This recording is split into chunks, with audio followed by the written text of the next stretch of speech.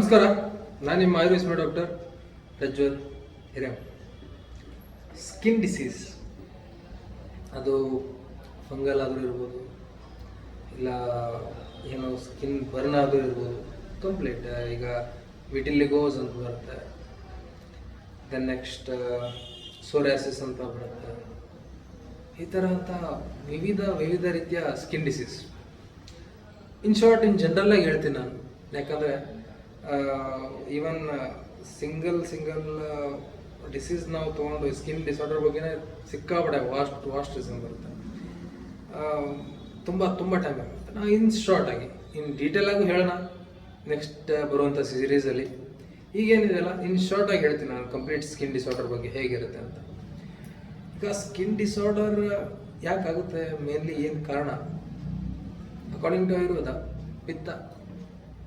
ಪಿತ್ತದಿಂದ ಮತ್ತು ಕಫದಿಂದ, ಇವೆರಡು ಇನ್ವಾಲ್ವ್ಮೆಂಟ್ ತುಂಬ ಇರುತ್ತೆ ಈ ಸ್ಕಿನ್ ಡಿಸಾರ್ಡರಲ್ಲಿ.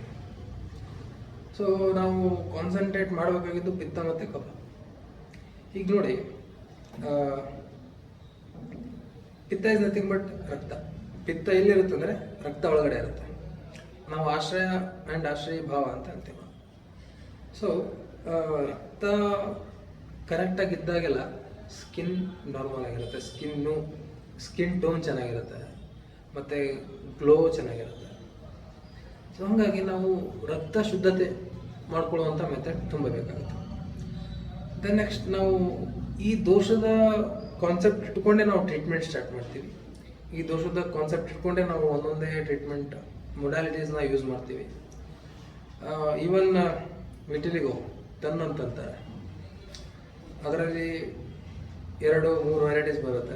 ಒಂದು ಓನ್ಲಿ ಸ್ಕಿನ್ ಅಷ್ಟೇ ವೈಟ್ ಆಗಿರುತ್ತೆ, ಮತ್ತು ಸ್ಕಿನ್ ಜೊತೆ ಕೂದಲು ಸತ್ಯಕ್ಕೂ ವೈಟ್ ಆಗಿರುತ್ತೆ.